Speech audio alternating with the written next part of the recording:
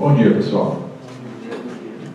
Quem ainda não tive a oportunidade de conhecer, meu nome é Romulo Bertuzzi, sou professor do Departamento de Esporte e eu estou aqui na condição de membro da Comissão de Pesquisa para apresentar para vocês os encaminhamentos do seminário dessa manhã, ok? Antes de apresentar o nosso palestrante e passar a palavra a ele, eu gostaria de dar os recadinhos de sempre acerca das listas de presença. Nós temos aqui duas listas. Essa que está dentro de uma pasta amarela é para aqueles alunos que estão regularmente matriculados na disciplina de pós-graduação de seminários, tá bom? Então, peço para que vocês assinem. E essa outra lista que vai passar aí para vocês, essa em branco, é para aqueles que não estão devidamente matriculados na disciplina, mas que desejam receber o certificado da participação da palestra de hoje, tá ok? Eu vou pedir para passar aqui para frente. E aí, ao final, se alguém puder trazer aqui, eu vou deixar em cima da mesa, eu agradeço, tá bom?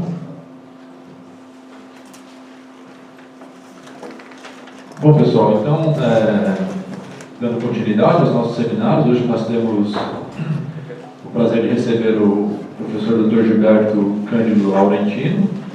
O professor Gilberto, atualmente, ele é pós-doutorando com Bolsa CAPES aqui na EFE, e conta como seu supervisor o professor Alberto Augusto Tripoli.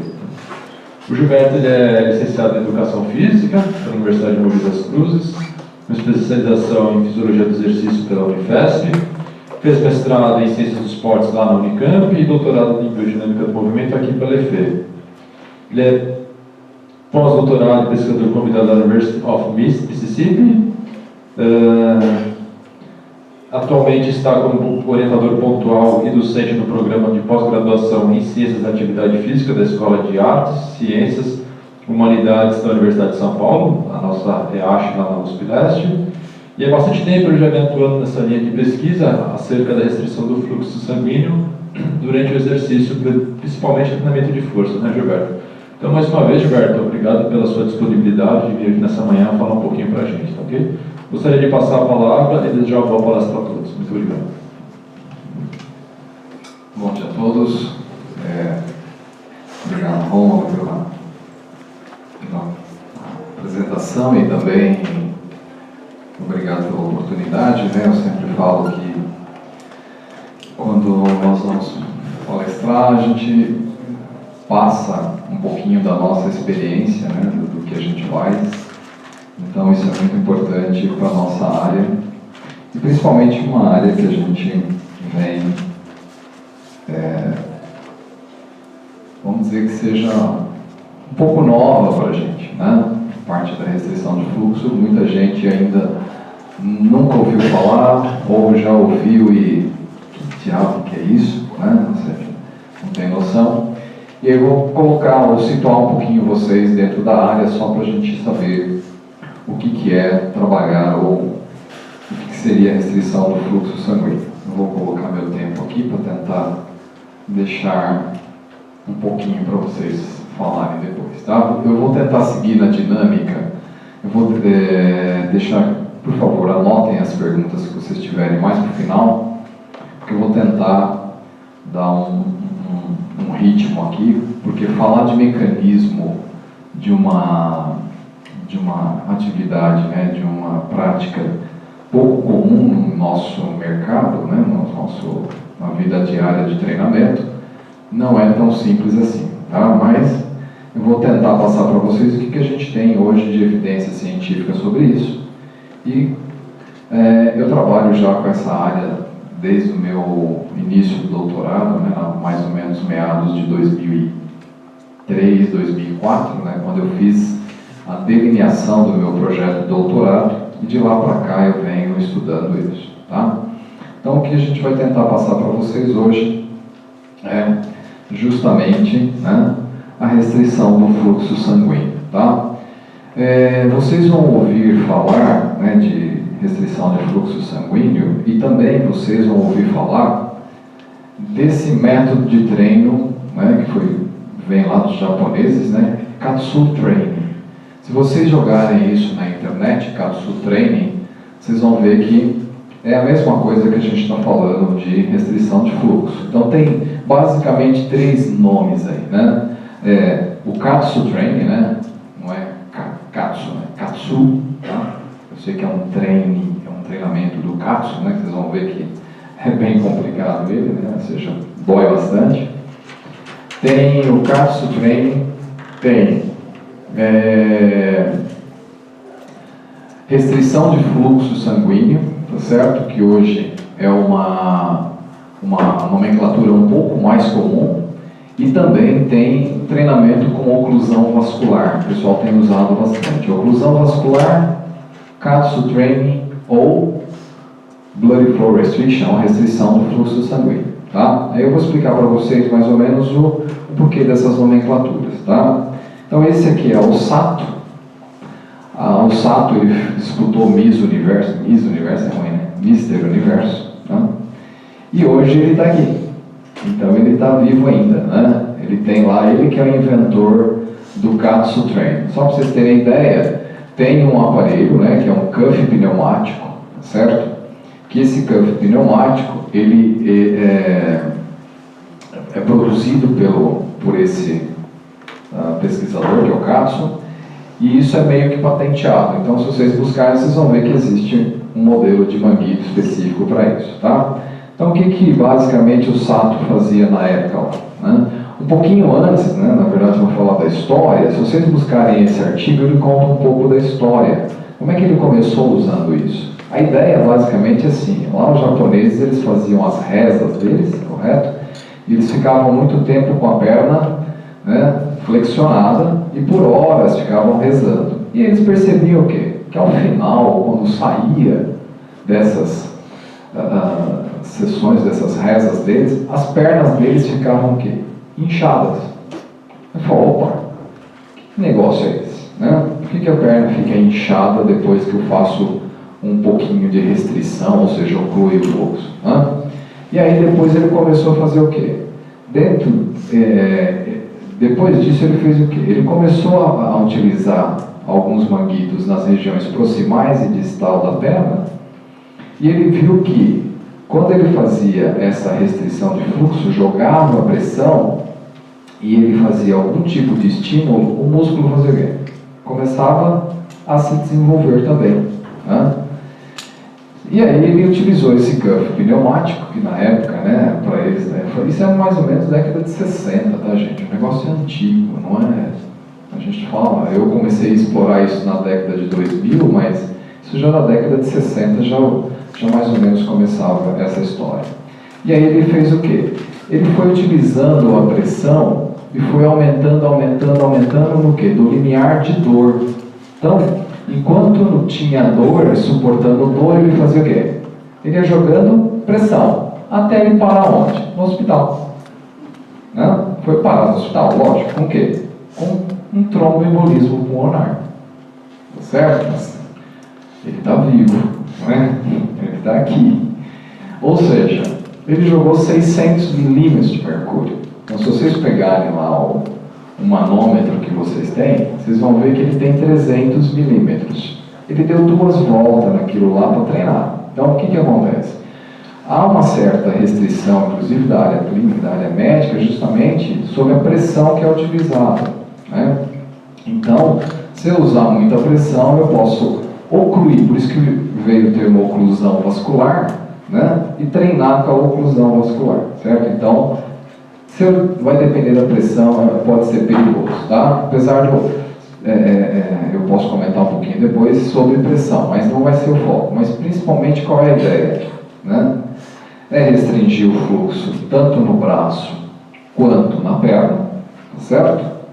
Que essa restrição de fluxo vai fazer o quê? Você restringe o fluxo de forma local, aqui no bíceps, e aqui para a região de membros inferiores, tá? E consequentemente isso provoca alguma coisa, esse acúmulo do sangue no local promove ou dispara alguns mecanismos que a gente vai discutir um pouquinho mais para frente, tá bom? Muito bem. Então aqui, o que basicamente a gente fala? Então hoje eu uso o termo restrição de fluxo, tá? Porque nós não ocluímos o sujeito totalmente. Nós restringimos o fluxo local. Aqui nós temos 3 exemplos. Aqui é quando eu tenho uma oclusão arterial Então, se você colocar uma pressão muito alta, você vai ver aqui que oclui o fluxo, né? Fica pálido, tá certo? Aqui eu tenho lá uma mão normal, né? Com fluxo normal, e aqui eu tenho um parcial. Vocês vão perceber que vai ficar um pouco avermelhado, né? E isso vai fazer com que você restrinja parcialmente o fluxo. Como que nós vimos hoje isso?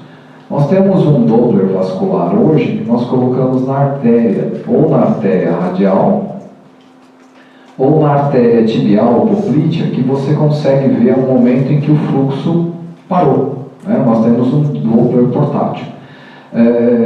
Inclusive, está para sair agora, já foi aceito. Eu fiz um estudo, uma comparação entre o fluxo, né, o portátil, o Doppler portátil e o Doppler ultrassom, para ver o momento em que o pulso parava, se havia fluxo ou não, tá certo? Então vai sair esse artigo aí só para vocês terem mais um referencial. Mas de certa forma nós utilizamos o quê? Restrição parcial do fluxo sanguíneo. E aqui vocês podem perceber, né? Ó, essa aqui é a perna que não está treinando, certo? Está branquinho aqui, e essa aqui é a perna onde nós colocamos o manguito. E aqui no manguito que vocês vão perceber, quando ele está fazendo exercício, né? Além de ganhar um pouco de força, hipertrofia, ainda pode ir para a praia para ficar bronzeado, né? Fica com uma cor um pouco mais escurecida aqui, né? Vocês vão ver que basicamente isso é fruto do quê? Fruto da restrição do fluxo que está levando a essa coloração diferenciada aqui, tá? Aí, gente, quem que vai treinar com esse tipo, desse modelo de treinamento, tá certo? Você já sabe que para as pessoas que vão treinar, as pessoas vão sentir o quê? A perna tem o quê? Uma certa sensação de dormência. Então você vai perdendo a força e você vai sentindo o quê? A perna, entre aspas, dormir. Como se vocês cruzassem a perna, é isso? Às vezes o pé, a perna não dorme, né? Você pega e sente o quê? Sabe que você sentir aquela sensação, vocês vão sentir treinando com este modelo a partir do quê? Das séries, né? Isso vai gerar essa sensação. É desconfortável? Nossa, é muito desconforto. Qual é o ponto desse treino? Esse treino é mais desconfortável no descanso do que treinando. Porque treinando, o que você faz? Você favorece a tentar abrir a artéria, né? Para ver se o fluxo continua.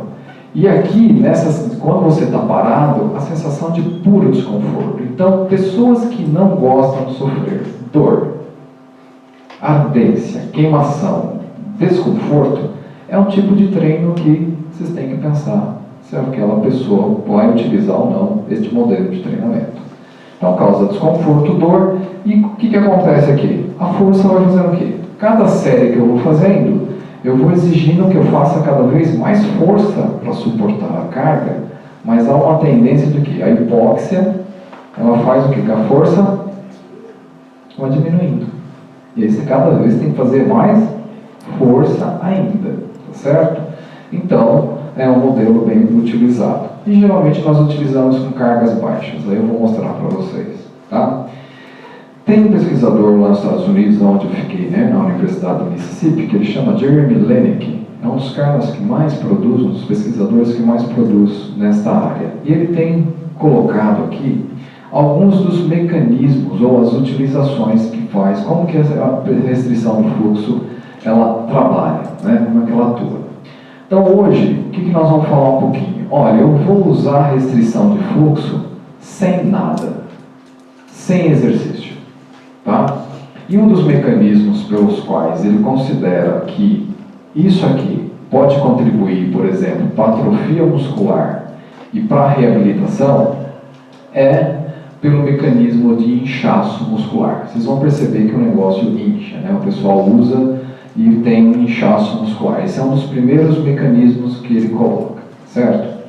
Hoje já existe pesquisa e tem um estudo muito interessante, marcante na área, desde 2006, eu vou mostrar para vocês, o estudo do AIB, que o AIB mostrou o quê? Se eu fizer caminhada com a restrição de fluxo, tá certo? Eu vou aumentar a hipertrofia, a força e o consumo de oxigênio. Tá? Então tem alguns estudos já estão sendo desenvolvidos, já foram desenvolvidos, Porque caminhada, hipertrofia com caminhada é inédito, correto? É inédito. É muito difícil você imaginar que você vai caminhar e vai hipertrofiar. Mas nesse estudo nós vamos mostrar que ele promoveu ou induziu a hipertrofia, tá certo? Então, e também o pesquisador coloca como um dos mecanismos o swelling, né? O inchaço muscular, tá? O inchaço da célula.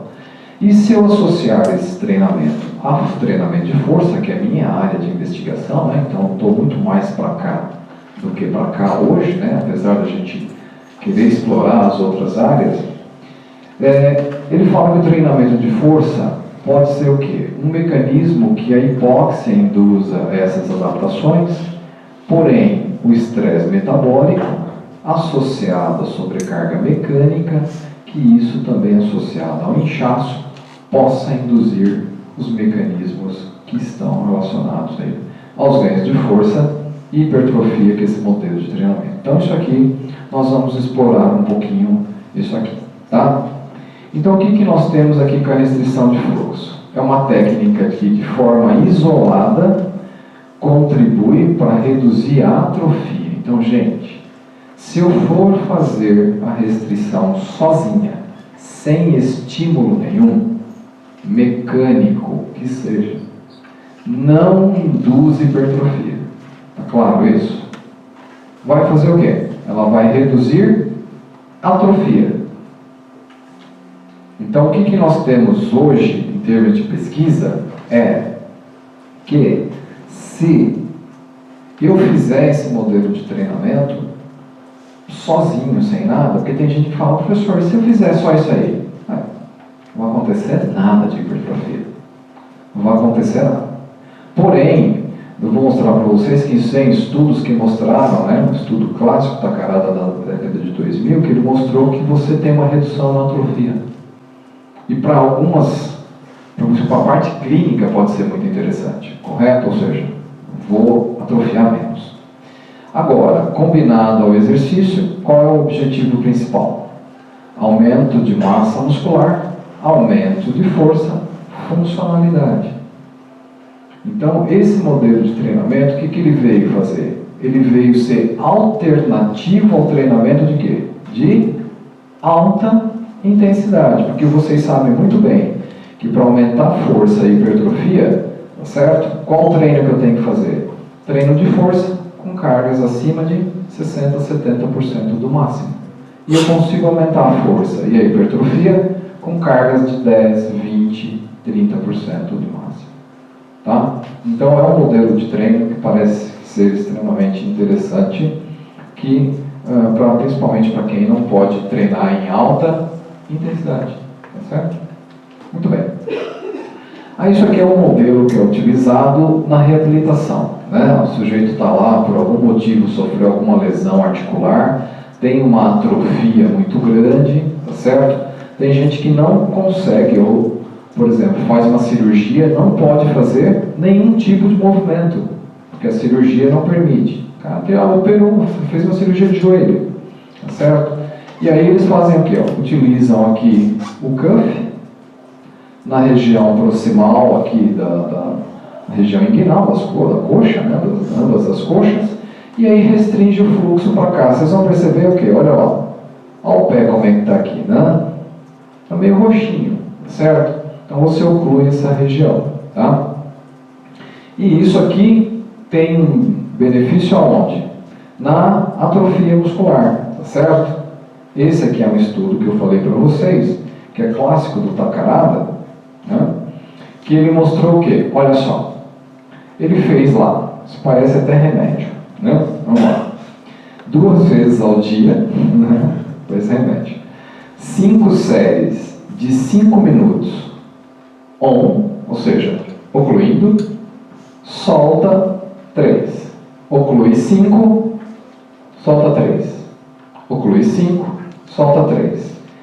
Isso aqui foi feito 5 séries, de manhã e à tarde, por 12 dias. Aqui, se vocês derem uma olhada, pegou no 3º dia ao 14º dia após de cirurgia. Isso aqui é o quê? Lesão de cruzado anterior, tá certo? E ele percebeu o quê? A perna controle, que é a perna que não recebeu oclusão, certo? Porque nesse nível aqui, 238 milímetros, né? Depois a gente pode até falar um pouquinho sobre isso. A perna que não recebeu oclusão atrofiou 20,7% nos extensores e 11,3% nos flexores do joelho. E a perna que recebeu oclusão diminuiu 9,4% e 9,2%. Ou seja, a atrofia foi menor. Então, por isso que eu falei para vocês que o objetivo no caso da reabilitação aqui foi o quê? Não perder tanta massa muscular após um período de restrição, tá certo? Então, isso aqui foi feito por esse período de 14 dias. Aí, de acordo com o Lenick, né, esse é o pesquisador que eu falei para vocês, qual que seria o mecanismo disso aqui? Ele coloca que é um mecanismo do quê? De inchaço, correto? Esse, então aqui, ó, você receberia a restrição de fluxo, isso aqui iria aumentar os fluidos intracelular, nós teríamos um detector intrínseco de líquidos na célula muscular. Esse aumento de água intracelular poderia fazer o quê? Ativar a mTOR. Só para a gente ficar familiarizado, quando eu falar da mTOR, eu estou falando o quê? De uma proteína que sinaliza hipertrofia ou síntese proteica, tá certo? E com isso, ele teria o quê? Um aumento da síntese proteica com um mínimo de acúmulo de metabólitos. Ah, professor, se eu fizer isso no acúmulo metabólito, porque o metabólito, geralmente, ele é o quê? Ele advém da onde? Da contração muscular, correto? Então, quando você faz contração. Então, se eu associar eletroestimulação, se eu associar contração voluntária isométrica, dinâmica, excêntrica, enfim, vocês vão, a tendência é fazer o quê? Aumentar ou acumular metabólitos. Nesse caso aqui, você não está fazendo nada disso. Tá? Então, o principal mecanismo que ele coloca seria o inchaço muscular, que esse inchaço poderia induzir alguma coisa. Tá? Aí, eles pegaram dois pesquisadores, na verdade eu vou mostrar só um dos estudos, que é um estudo recente que saiu agora na Heart Vessels, tá certo? 2016, né? Não tão recente assim, que ele pegou o quê? Ele fez o mesmo ciclo que foi feito com o que o Takarada fez, e só que ele fez o quê? Ele fez em animais, tá? E aí ele fez esse ciclo em animais e ele foi ver o quê? O que acontecia, né? Então só para vocês terem ideia como é que foi feito aqui, né? Engraçado, né? Pegou a patinha do bichinho, põe um cuff aqui, né? De 1,6 centímetros por 9. E aí ele faz o quê? Ele vai restringir o fluxo do bicho aqui a próximo de 100 milímetros de mercúrio, né? Tá? E vai ocluir isso aqui, né? E ele fez isso aqui, praticamente o quê? O mesmo protocolo lá, né? 5 minutos com, 5 minutos com 6 ciclos, por 3 minutos sem nada, certo? 6 ciclos de 5 minutos por 3. Aí ele viu aqui, ele viu pressão de oxigênio, então ele viu algumas, e principalmente o que ele mostrou aqui, ele quis ver o que? A síntese de proteína, se ela estaria ativada, né? Então ele pegou e viu isso aqui. Então, o que a gente vê aqui nesse quadro? Então a pressão de oxigênio, obviamente, quando você faz a restrição, o que acontece com a pressão de oxigênio? Gera uma hipóxia, né? A pressão de oxigênio vai cair, certo? Depois ela vai sendo restabelecida. Cada vez que você vai passando o ciclo, ela restabelece um pouco menos. Então você vai gerar uma certa hipóxia. O músculo não vai voltando no estado que estava, certo? Mas o que é mais interessante aqui é que imediatamente após, a pata do bicho aumentou o peso. Então, imediatamente após, então ele está aqui, ó, pós, né? 0 hora, 1 hora, 3 horas, 6 horas depois, o peso, a pata do bicho aumentou, né? Que, segundo o Lenick, isso seria devido ao quê? Aquele inchaço, tá? Mas, o mais importante foi o quê? Ele viu que Quando ele fala em termos de síntese proteica, nós temos uma via aqui, que é a mTOR P70, que é a via responsável pela hipertrofia. Então, o que ele viu aqui? A P70 aumentou 1 hora depois. Então, você tem o quê? Um aumento de síntese proteica com somente este modelo de restrição. Então, o que nós estamos vendo aqui? Então, há um resultado, um dado científico dizendo que, olha, aqueles ciclos de restrição, reperfusão, né? Solta, comprime, solta, parece que dispara algum mecanismo de síntese proteica.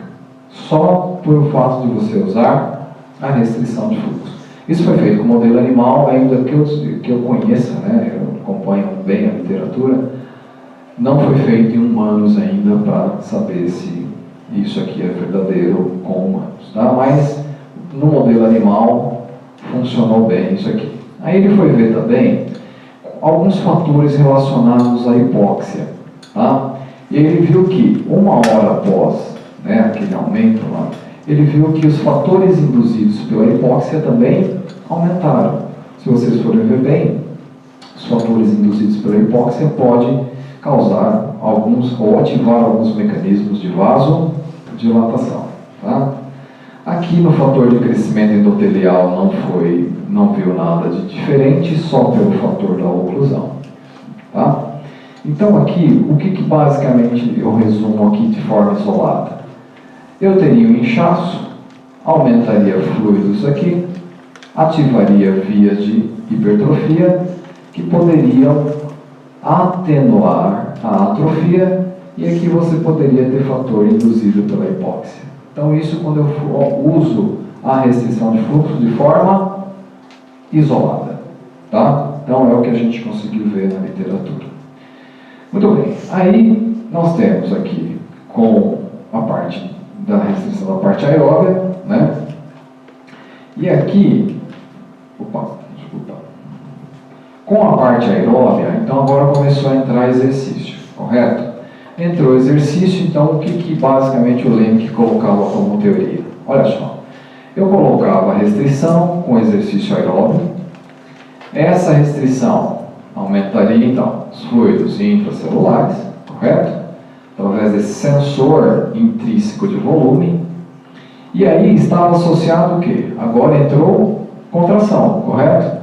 Quando entra a contração, acumula metabólitos. Então agora nós começamos a brincar um pouco com os metabólitos. Então agora a história começa a ter acúmulo de metabólitos aí na jogada.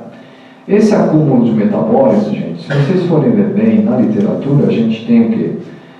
Quando nós falamos principalmente em termos de força, tem muitos pesquisadores que associam o acúmulo de metabólitos aos mecanismos de hipertrofia, né? Se você acumular bastante coisa, subprodutos da contração, você teria isso. Isso poderia ativar quem? A mTOR e a síntese proteica, tá? E aí um detalhe importante aqui que nós vamos pegar, né, que é justamente a MAP-quinase, né, a MAP-quinase. Nós vamos voltar um pouquinho, que eu vou falar um pouquinho dela lá, que ele faz o quê? Ele associa isso aqui no treino aeróbio. Então aqui eu teria inchaço também, agora entrou quem? O acúmulo de metabólitos, que isso poderia ativar a via da mTOR e aqui, consequentemente, a síntese proteica. Então agora com exercício aeróbio. Aí que eu falei, esse estudo clássico, né, do AB, de 2006, mais ou menos fez o quê? Olha lá. Os sujeitos fizeram caminhadas em esteira 2 vezes ao dia, que eu falei para vocês, isso aqui é remédio, certo? Essa é uma das vantagens de se treinar com restrição. Você pode treinar 2, 3 vezes ao dia, 5 dias diretos, 6 dias diretos, se vocês quiserem, né? É diferente do treino de alta intensidade. E aqui, ele fez 2 vezes ao dia, por 6 semanas, né? Desculpa, 6 vezes na semana, por 3 semanas. 5 séries de 2 minutos, por 1 minuto de intervalo. Então o que ele fazia? Caminhava a mais ou menos, né? Isso aqui em termos de velocidade, gente, vai dar mais ou menos 3 km por hora. Você já imaginou? Sabe na esteira ele põe 3 km por hora. É mais ou menos como você pisar na lua, né? né? Mais ou menos isso. 50 metros por minuto. É uma intensidade aqui. Bom, nem sei se consigo falar de intensidade para esse exercício, isso gera alguma coisa. E aí ele fazia o quê? 2 minutos com a oclusão, então apertava 2, continuava caminhando e soltava 1. Se vocês tiverem a experiência, ou forem fazer isso, ou forem um dia andar com esse negócio na perna, vocês vão ver que o negócio, foi só 2 minutos, vocês vão ver que o negócio é pesado, tá? Mas aí eu não posso inclinar a esteira, né? Tá bom, vai lá. Então, e aí numa pressão aqui, ó, vocês estão vendo, né? Numa esteira, aqui está um cuff pneumático que ele vinha aqui, certo? Qual é a vantagem desses aparelhos, os pneumáticos? Você controla a pressão e deixa a pressão constante. Nós temos que ficar fazendo o quê? Aí ele vai fazendo exercício, vai lá, volta, né? Aqui mantém a pressão constante, por isso que ele é caro, tá? Mas o nosso também funciona, né? O aparelho de pressão, a borracha de marmita, eu vou falar para vocês depois, né? O pessoal usa borracha de marmita hoje, o aparelho de pressão, usa o elástico da calcinha da irmã, usa diálogo, né? Faz um diálogo com esse negócio, mas tá bom. Muito bom. E aí ele viu o quê? Olha que resultado interessante, né? A área de secção transversa da coxa do sujeito aumentou, né? Em 4% e o volume muscular em 7%. Com caminhada naquela velocidade, né? E importante, ó, que eles fizeram lá. Força isométrica aumentou aqui na condição pós, certo? Aqui nós temos, né, a extensão do joelho. Aqui na flexão do joelho, vocês percebem que não mudou nada? Então, é aqui, ó, local. Aí no bíceps femoral, nada. O negócio é mais para cá mesmo. É específico do quadríceps, tá certo? Então ele não viu nada nos flexores de joelho, tá? Aí quando ele foi fazer o teste de um RM, o que aconteceu? Olha o CAPSO, esse treino do CAPSO aqui. Aumentou 8%, certo? Aí engraçado, né? Que aqui aumentou, não aumentou força, mas aumentou o quê? Não aumentou força aqui, mas aumentou o que aqui? Hipertrofia. Então ele aumentou o volume muscular. Então esse é um dos pontos interessantes. A restrição de fluxo tem um aspecto muito mais o que? Para a hipertrofia. Guardem essa mensagem. Esse foi um dado muito interessante. E aqui, olha só, olha o consumo de oxigênio. Naquela velocidade, foram quase 20% de aumento no consumo de oxigênio. Então esse estudo foi extremamente marcante para dizer, olha, se eu combinar isso com caminhada, parece que tem alguma coisa interessante que já foi falado lá no outro, tá? Então, com relação ao exercício aeróbio, né, nós vimos aqui esses efeitos positivos que tem quando eu associo ao exercício aeróbio, beleza? E agora nós vamos falar de quem? Deste outro lado de cá, que é o treino de força. Então, de acordo com como nós vimos lá com a hipótese do Lene, que eu treinaria força, eu teria inchaço, somado ao estresse, à parte mecânica, eu aumentaria o estresse metabólico e com isso as vias de hipóxia, tá certo? Muito bem. Aí um primeiro estudo que foi feito, um dos primeiros estudos com treino de força, foi publicado em 1998 pelo Shinohara.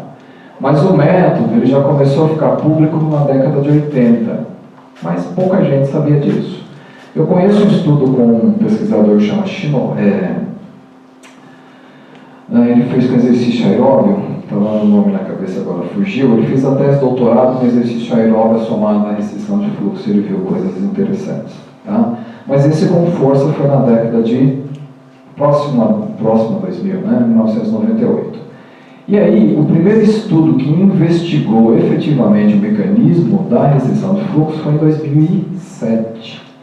Tá? 2007, por esses pesquisadores aqui, né? O Fujita e colaboradores, que é do grupo dos Rasmussen, lá, acho que é da Finlândia, da Austrália, alguma coisa assim. Muito bem.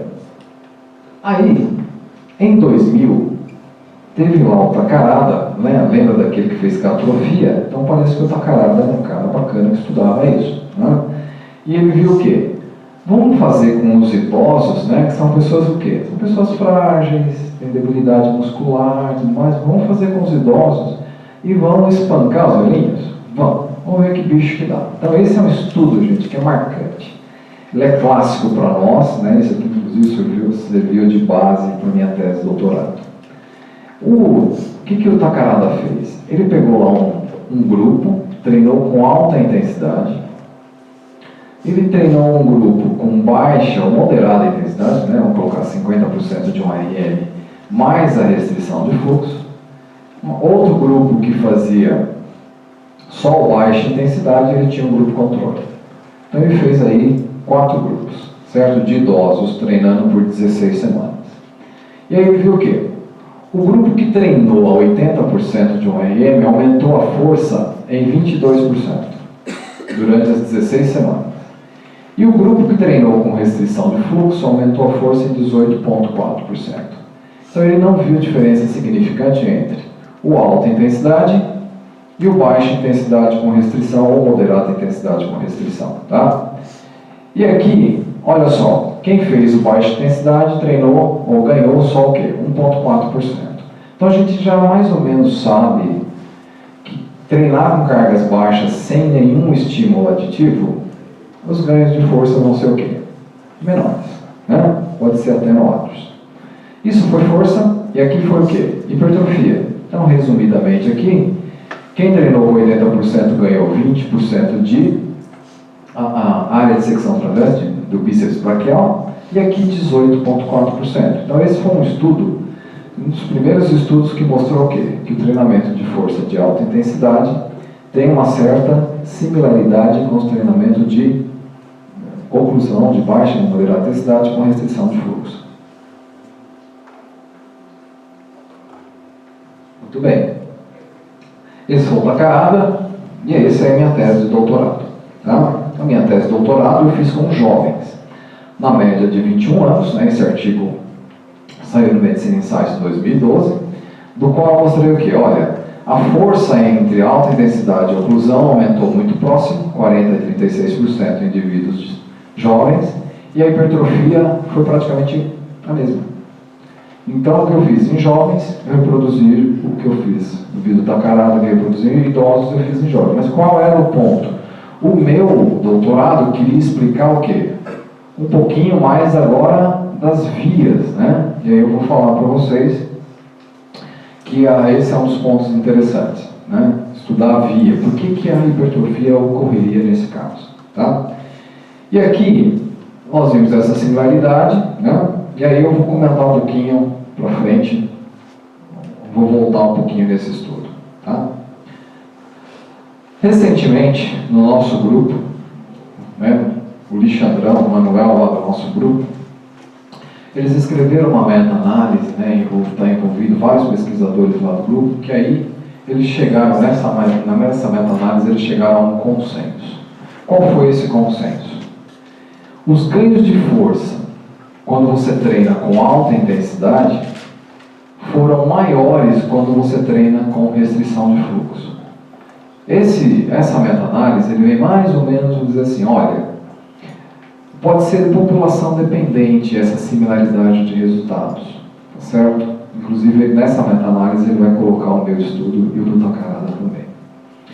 Então, o que ele começou a sinalizar? Olha, esse método de treino, quando usa cargas baixas, no meu usou 20% só, a alta intensidade pode ter uma vantagem para o ganho de força, certo?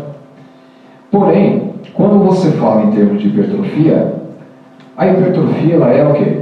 Similar entre os modelos.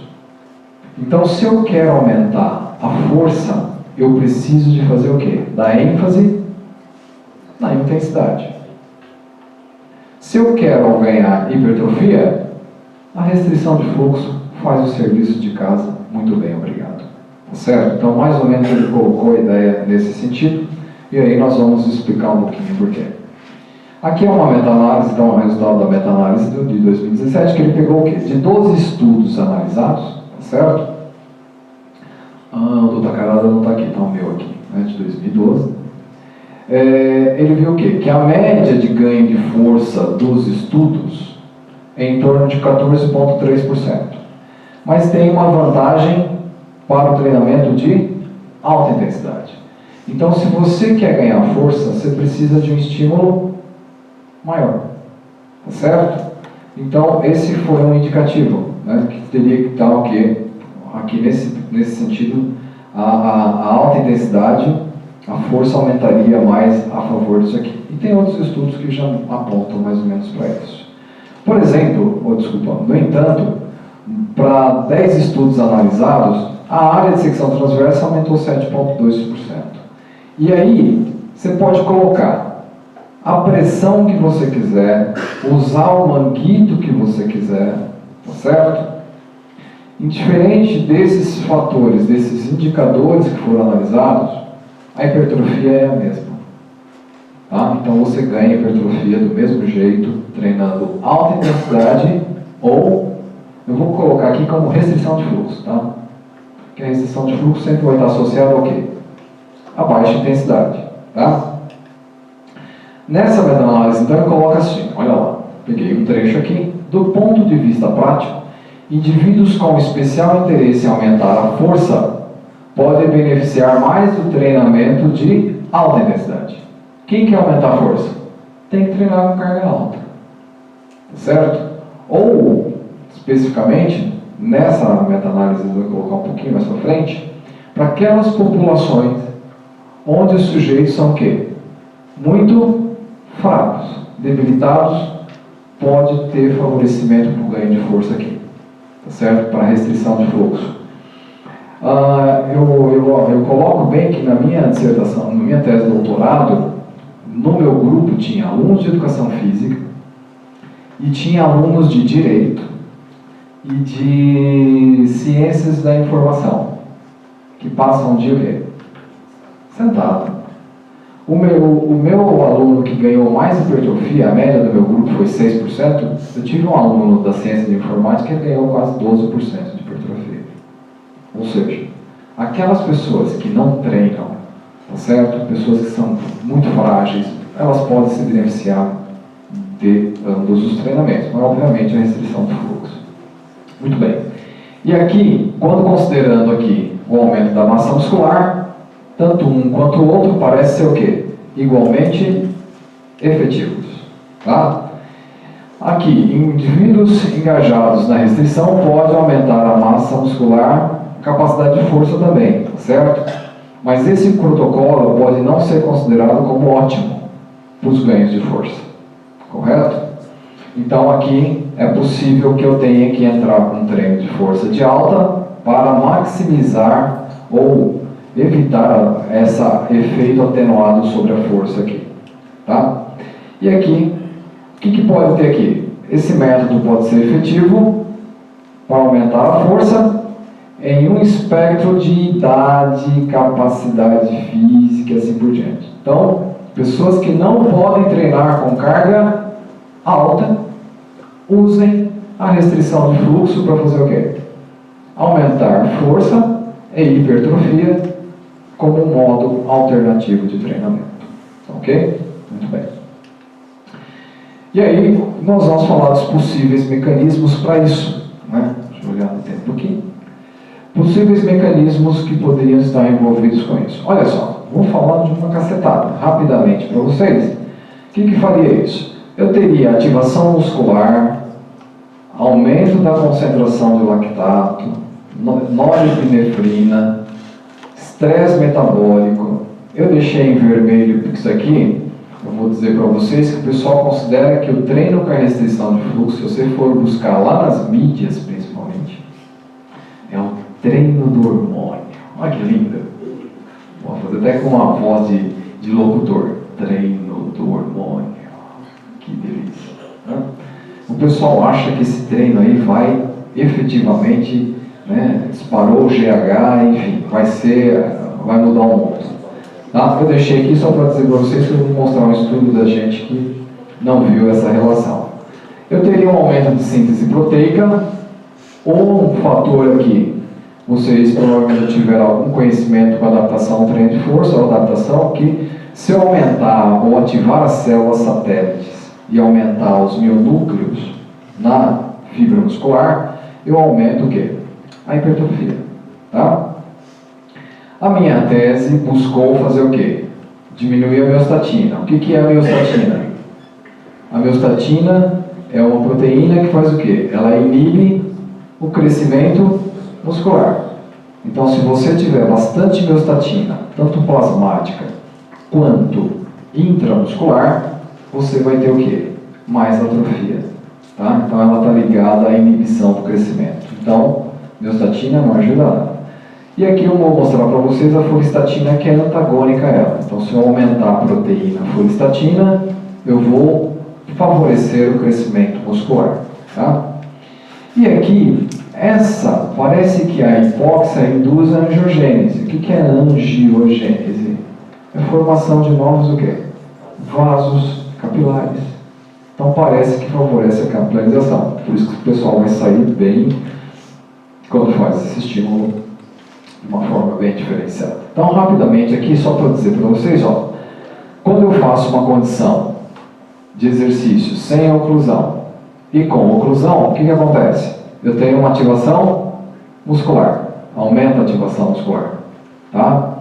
E agora um detalhe interessante, né, que isso surgiu em 2008, eu tenho um artigo publicado em 2008 que mostrou o quê? Isso aqui, ó, 80% e 40%, 80 e 40.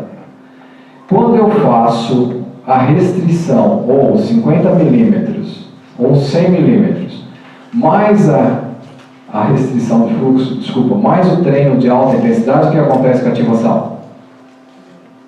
Nada. Não acontece nada. A carga por si só já faz o quê? Já faz o papel de ativar efetivamente as unidades motoras que estão presentes. Tá? Por isso que o treino de carga alta funciona. Porque ele tem o quê? Um alto padrão de recrutamento. Então, para você aumentar o recrutamento, eu teria que fazer o quê? Olha aqui, ó, carga baixa, 40%, certo? Quando eu ponho 50 milímetros, aumenta a atividade. Quando eu ponho 100 milímetros, aumenta a atividade. Tá? Então, 2008 mostrou, tá certo, que não tem maior ativação, né? A gente tem um recente trabalho também do Emerson, que é do nosso grupo, que mostrou também que a ativação não é maior quando eu faço o quê? Combina carga alta mais restrição. Então, por favor, não façam isso. Não coloque essa ideia, porque na época eu pensei em fazer isso, né? Vamos combinar carga alta, acho que o cara vai virar monstro, né? Mas não aconteceu. Então,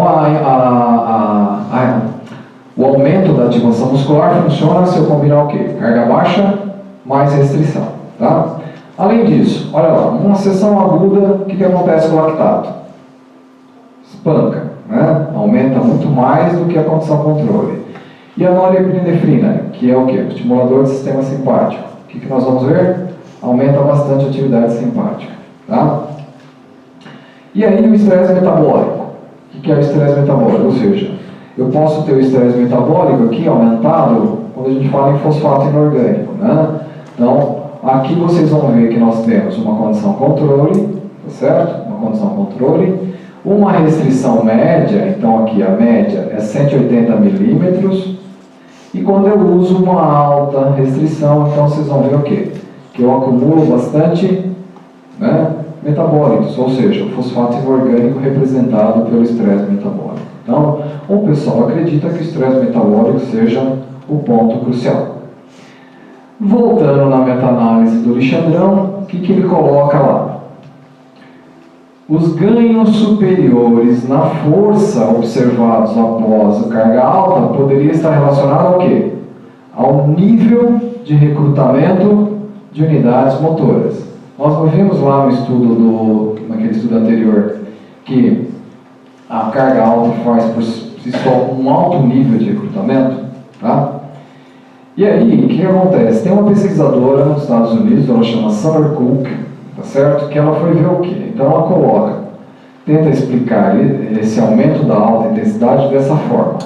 Aqui eu tenho então carga alta, carga baixa e restrição. E ela viu que a carga alta aqui no torque isométrico foi maior quando comparado às duas condições.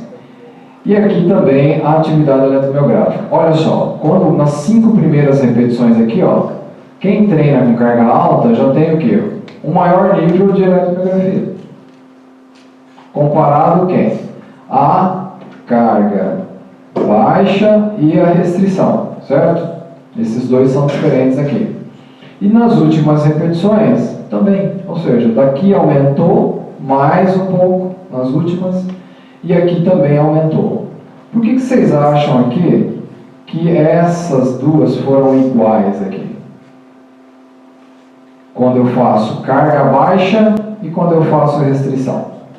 Por que será que deu o mesmo nível de ativação? Acúmulo de metabólicos, mas o acúmulo de metabólicos da carga baixa é menor do que a carga alta. Não mostrei lá no anterior? Nas últimas 5, qual foi a condição então aqui? Qual é o ponto crucial aqui? Falha. Os modelos foram feitos até a falha. Quando você faz baixa carga, vai até falhar, você vai fazer o quê? Chamando a unidade motora. Você vai recrutando, certo? Então pode ser que esse resultado aqui pode ser o quê? Por quê? Os dois podem se equiparar, por quê? Porque eu fui até modelo até a falha. Tá? Muito bem, mas o resultado mais importante que a Summer Cook mostrou agora em 2018, né, que saiu agora nesse Journal of Sports Science Medicine, foi justamente com relação à parte neural. Tá? Então ela investiga bastante essa adaptação neural e aí ela viu o quê? Os sujeitos que treinaram lá com carga moderada e oclusão, restrição, fizeram o seguinte: o torque isométrico, aqui aumentou o torque isométrico, tá? De 203 para 238, certo? E esse D aqui, gente, esse D representa o effect size, que é o efeito do tamanho, tá? Quanto maior ou próximo de 1 é melhor. E aí ele viu o quê? Com effect size de 0,44. A restrição de fluxo, olha só o que aconteceu com o torque. 273, 267. Aqui não teve mudança. Então, quando eu treinou com a restrição de fluxo, o torque isométrico não mexeu. Tá? Ah, beleza, o torque isométrico não é específico. Então tá bom, vamos para o específico. Aqui é o valor de um RM, correto? O carga média começou com 88 e terminou com 118. Tem o effect size 0,78. E o carga com restrição começou com 116 e foi para 131. Tá? Aqui a gente pode questionar um pouquinho, que vocês percebem que 88 para 116, o restrição poderia ser um pouquinho mais forte. Mas não vamos discutir muito isso. Né? De uma forma geral, o que a gente vê aqui? Que o carga alta aumentou 34% e a restrição de fluxo aumentou o quê? 13%. Se a gente for ver bem, é quase o dobro, correto? Ou se não é mais que o dobro, é mais que o dobro, correto? Porém, aqui a gente vai ver o quê? A área de secção transversa aqui, o volume muscular, não deu efeito significante entre os dois. Um aumentou 5,6% e o outro aumentou 2,5%, tá certo? Esse estudo foi feito com jovens. Então, o que está dizendo aqui? Parece que tem o quê? Uma certa vantagem mais para a força quando eu treinei com o treino convencional do que com a restrição de fluxo. Mas o dado, acho que mais interessante desse estudo está aqui. Tá? Aqui, na verdade, o que a gente vai perceber? Nós temos aqui o torque, né, depois uma tweet, tá?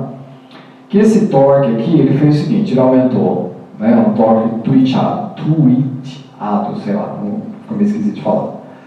Aumentou de 55 para 63, um effect size de 0,80, e aqui não mudou nada. Então a gente percebe que o aspecto neural aqui não está favorecendo a restrição de fluxo. Outro detalhe extremamente importante que é essa carga aqui, ó, taxa de ativação central. O que significa isso? Taxa de ativação central. Periférico. Eu posso aumentar a estimulação, a eletromiografia aqui, certo? vem mensagem para o cérebro, e o cérebro tenta fazer o que para você manter contração? Mandar mensagem para você contrair cada vez mais forte. E isso nós chamamos de drive descendente. Então, ascendente ou aferente e descendente. O que eu poderia ter prejuízo na restrição? No drive descendente. Olha só, com a carga alta não mudou nada. De 86 para 89. Mas olha só o que aconteceu com a conclusão. Caiu. Ou tem um effect size aqui de menos 0,78. Então pode ser que a mensagem que está vindo do sistema nervoso para o músculo não está chegando, e isso pode ser um limitador para o aumento da força muscular. Certo? Então, nós temos um prejuízo, pode ser que nós tenhamos o quê? Um prejuízo no drive descendente. Nós fizemos um estudo em 2015, lá no nosso laboratório, do qual a gente está analisando ainda. A gente está vendo pela onda V, que é justamente como que está vindo essa mensagem do sistema nervoso para gerar força. Certo? Então, parece-me que há um prejuízo no drive descendente quando você faz restrição de fluxo. E isso pode ser um fator inibitório para você ganhar tanta força quanto no treino de alta intensidade. Então esse estudo, gente, é um estudo que apontou algum caminho para nós, né, para dizer assim, olha, a restrição de fluxo, aquela diferença, né, que foi apontada pela meta-análise do Alexandrão, pode dizer o quê? Pode ser que o nível de ativação central seja prejudicado com a restrição de fluxo. Tá? Então, o que nós chegamos aqui com relação à força? Com a restrição de fluxo, menor nível de recrutamento muscular comparado à alta intensidade. Não vamos falar, olha, tem alta intensidade. Não, a alta intensidade tem uma vantagem. Pode ser o quê? Por uma redução da atividade central, o drive descendente, e os ganhos de força, quando você faz esse modelo, eles podem ser mais dependentes da hipertrofia da fibra do que por adaptação neural. Tá? Então, as fibras musculares, né, o aumento do recrutamento das fibras musculares, ou a área de secção transversa das fibras musculares, podem contribuir mais para a hipertrofia e mais para a ganho de força do que propriamente o drive central, que é via adaptação neural. Tá? Vamos lá. Aqui, então, tem estudos que mostram essa diferença entre a carga baixa e a carga alta. Tá? Esse estudo aqui, do Mitchell, clássico de 2012, o que ele coloca aqui? Ó? Se eu fizer 3 séries até a falha, para o aumento da força, o que vai acontecer? Eu vou aumentar a força. Então, quem treina 30% até falhar, vai aumentar a força? Vai, certo? E se eu fizer uma série 2 vezes por semana, o que vai acontecer? Vai aumentar mais a força do que o 30 até a falha. Então, se eu fizer uma série até a falha de 80%, foi maior do que 3. Para ganho de força. Agora, se eu fizer 3, pensava que era maior que esse, né? É igual. Os dois são iguais. Mas eles são diferentes de quem? Do 30%. Então há um indicativo do quê? Quem treina com carga baixa? Parte de força. Toma cuidado. Não é isso? Se eu quiser treinar para ganhar força, o que eu preciso? Com carga. Não tem jeito. Ah, meu ombro está zoado, meu joelho está zoado. Sorry, baby. No entanto, o que nós vamos ver? Olha aqui para cá. O que eu falei que era emitor? Sinalizava hipertrofia. Olha lá, emitor os 3. Tem diferença entre eles? Não. Não tem diferença. Então, se eu treinar até a falha 30%, se eu fizer 80% aqui, eu ativo a síntese proteica do mesmo jeito. Tá? Então, esse estudo clássico do Mitchell indicou mais ou menos isso. Né? E aí, isso para tentar esclarecer sobre os ganhos de força. certo? E aí vamos falar do hormônio, né? Oh, esse estudo do Takarada de novo, ó, esse cara era fera na época. Ele fez o quê? 20% de um RM, 5 séries até a fadiga. Olha lá, 214 meninos. Que eu falei para vocês, depois eu explico a parte da pressão. Exercício de extensão de joelho, 15 minutos após. O que aconteceu com o GH? Espancou, não é isso? Nesse estudo ele fala que o hormônio GH aumentou em até 290 vezes. Olha que lindo, né? 290. Às vezes tem estudo que ele fala aqui que esse estudo teve aumento do GH mais que inclusive o treinamento de alta intensidade mostrado em alguns outros estudos. Aí olha só, em 2005, o que ele fez? Isso aqui é agudo, isso é agudo, isso é adaptação crônica, certo? Vamos falar do agudo. Secreção de hormônio. Quando você faz só oclusão, lembra? Faz aquela chanchada, fecha lá, oclui, solta, o que acontece com o GH? Nada. Então, você usa isso para GH, esquece. Só a oclusão por si não resolve nada. Tá? Olha o carga baixa, o GH está aqui. E o carga, a restrição de fluxo, o que aconteceu? 5 séries, espanca o GH. Aí ele pegou e viu o quê? Vamos pegar, fez isso agudo com o pessoal, agora vamos fazer o quê? Vamos analisar as adaptações crônicas. Olha só. Ele ganhou 10 a 20, desculpa, o treino foi de 10 a 20% de ORM por 8 semanas e ele viu o quê? Que a área de secção transversa aumentou 16% e ele atribuiu a hipertrofia nessa resposta ao aumento da secreção aguda do GH. Então ele falava o quê? Olha, se eu ficar aumentando o GH, vai GH, toda a sessão, o que vai acontecer? Tem um efeito acumulativo disso e isso, quem sabe, contribui de alguma forma para a hipertrofia. Não é isso? Se vocês entrarem no site, né, de um pesquisador lá no Rio de Janeiro, vocês vão ver que ele colocou isso lá, que o GH é a solução de todos os problemas da restrição. Tá certo? Não preciso falar o nome, né? Isso é pouco ético. Muito bem.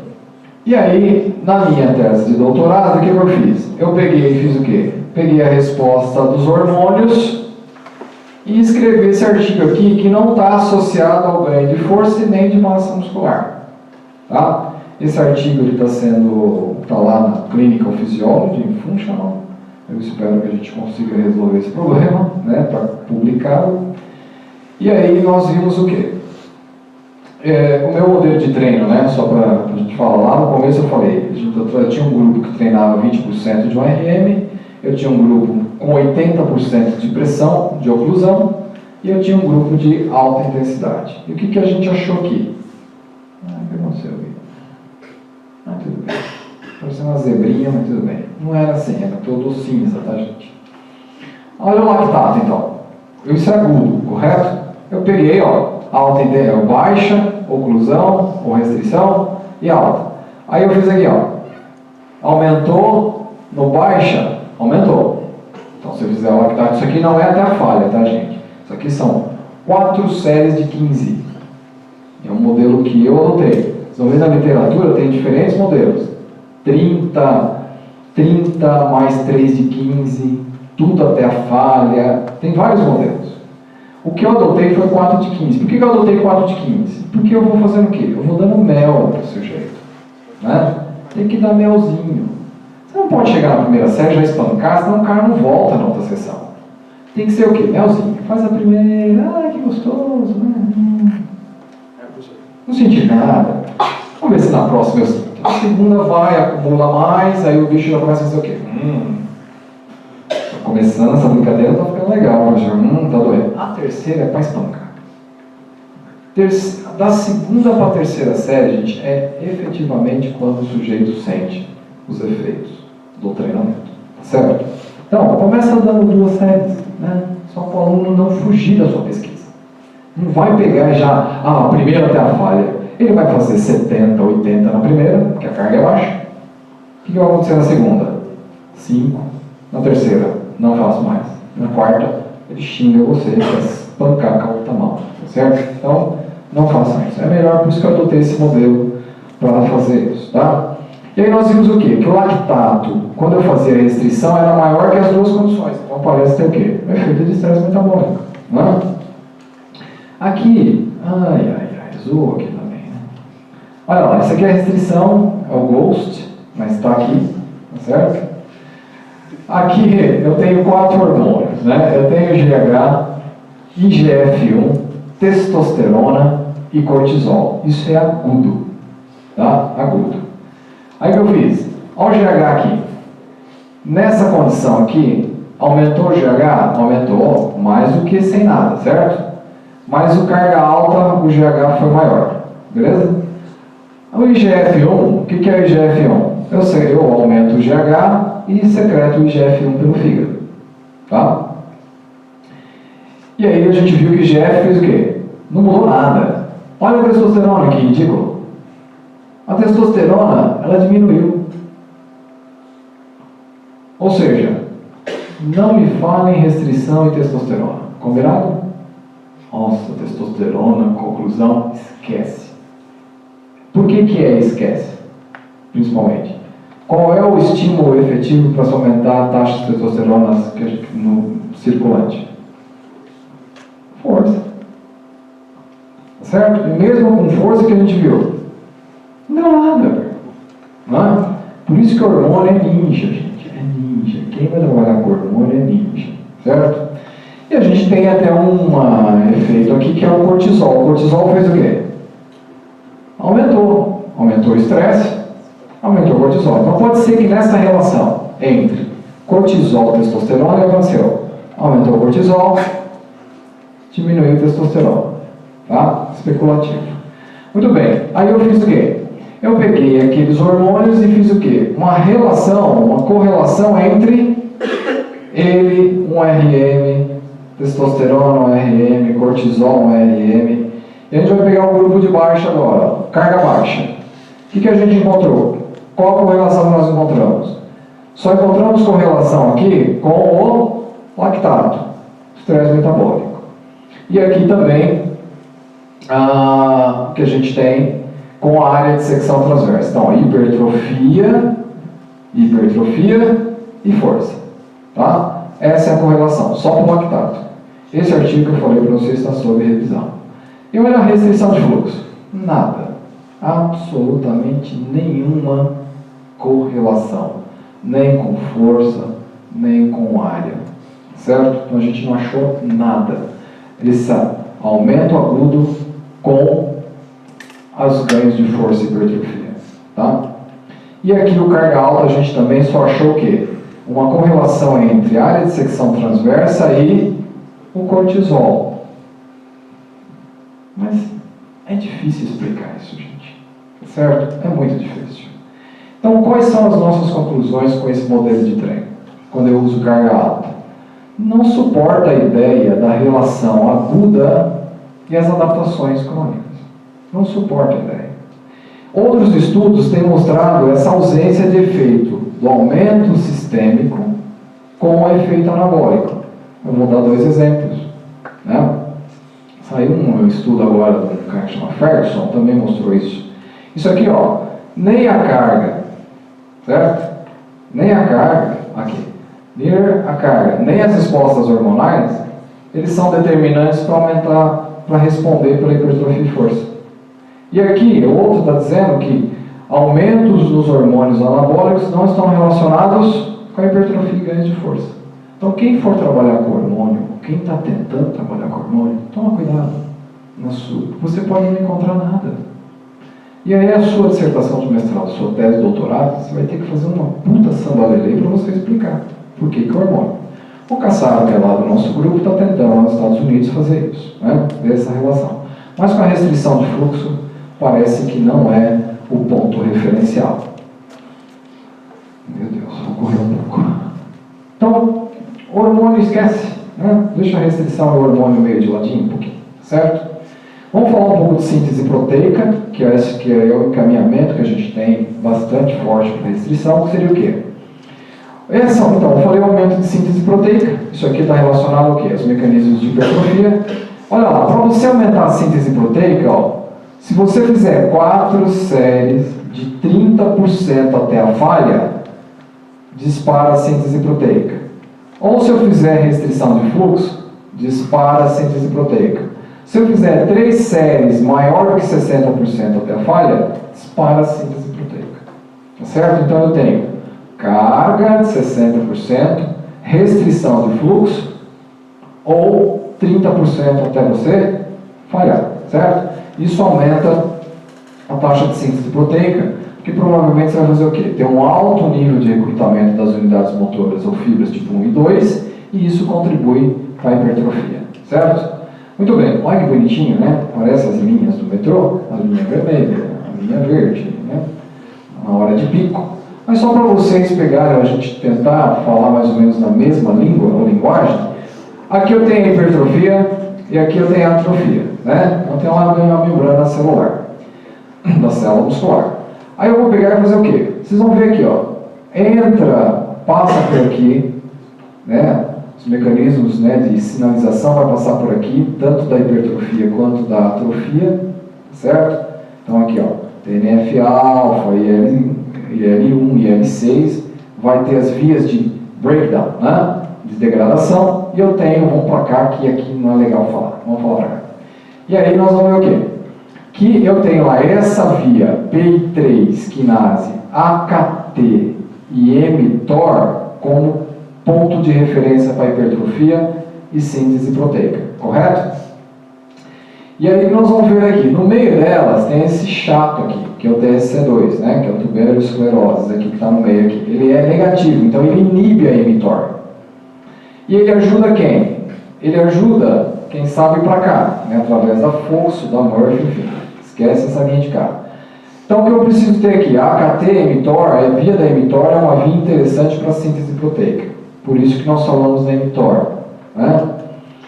Muito bem, aí nós vamos ver o que? A via da hipóxia. O que é a via da hipóxia? Então, quando nós falamos em hipertrofia sem ser no modelo de hipóxia, eu tenho a mTOR como referencial.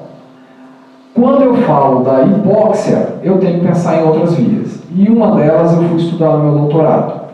A via da hipóxia sinaliza essa proteína, que chama RED1. O nome é imenso e eu não vou conseguir falar para vocês. Lembra o TSC2, C1 e 2? O que ele era? Estimulava as vias de inibição da mTOR. Se ele inibe a mTOR, certo? Eu vou inibir o crescimento muscular, correto? Então, o que eu precisava fazer? Ver se essa via era inibida quando eu fazia o treino com restrição. E aqui, ó, o que acontece? Quando eu faço a inibição aqui, ou eu faço a degradação dessa proteína, que é a RED1, eu vou restaurar a sinalização da mTOR. Então, lembra da miostatina que eu falei para vocês? A miostatina, ela inibe o crescimento? Então, a miostatina pode de certa forma, atuar na mTOR? Pode. E a RED1, pela hipóxia, pode fazer o quê? Também mexer com a mTOR. Tá? Então, mas isso é uma via o quê? Específica. Tá? E aí, quando nós falamos em termos de síntese proteica, o que nós vamos ver? Deixa eu voltar só um pouquinho aqui. Aqui. Ó, abaixo da mTOR está quem? A P70S6K. E aí você já tem o quê? A síntese proteica, certo? Muito bem. Aí aqui, P70S6K1. Né? Nós temos a S6K1. Está lá no final, downstream, abaixo da mTOR. Certo? E aqui nós fizemos o quê? Você estuda agudo conclusão, aquele de 2007 que eu falei para vocês. Olha, quando eu faço só a restrição, desculpa, o controle, quando eu faço a restrição, o que acontece com a síntese proteica? Aumenta bastante. Então parece que tem uma coisa aqui com a síntese proteica. Esse exercício aqui, ó, é o protocolo 1 de 30 mais 3 de 15, que eu falei para vocês, 200 milímetros para aumentar a síntese. Aí esse estudo aqui do Drummond de 2008, o que ele mostrou? Essa é a miostatina, lembra da miostatina? O que ela faz? Ela inibe o crescimento muscular. Se eu reduzi-la, o que acontece? Ela favorece o crescimento muscular, Porém, o mecanismo não está muito claro por que ela favorece. Parece que a sobrecarga mecânica parece que ativa inibe a miostatina, podendo aumentar ou favorecer o crescimento. E aí a RED1, então o único estudo que a gente encontrou com restrição de fluxo e RED1 foi esse do Drummond, que viu o quê? Com a RED1, o que se esperava aqui? Que a hipóxia fosse dar um pouco o quê? Mais reduzida do que a condição normal. Mas as duas condições diminuíram aqui. Então esses são estudos agudos.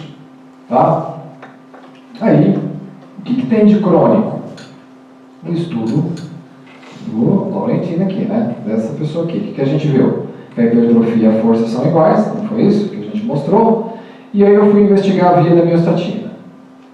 Aqui, ó, carga baixa, restrição de fluxo, carga alta. O que aconteceu aqui que a miostatina nos 3 modelos, depois do processo de treino, treinaram por 8 semanas, caiu aqui, mas não foi significante, caiu aqui, caiu aqui. Carga alta e restrição foram iguais, tá certo? E só esse aqui foi diferente do carga baixa. O que é a activina 2B? A activina 2B é um receptor da miostatina. Então, quando você aumenta a miostatina, o que vai acontecer? Eu aumentaria o receptor de miostatina.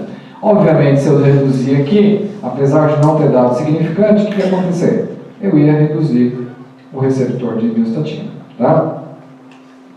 E aí nós vemos o quê? Folistatina 3, GASP1 e SMAD. Pensa o seguinte, são todas proteínas que inibem a atividade da miostatina. Certo? Todas elas inibem. Então, elas favorecem o crescimento muscular. O que a gente viu, então, que aqui você tem um aumento de todas elas, certo? Da folistatina, carga alta. E aqui, ó, a GASP, né, aumentou igual aqui e aqui, mas não aumentou aqui. E a SMAD7 aumentou mais aqui do que aqui. Então, essa aqui, inclusive, foi maior do que as duas. Tá?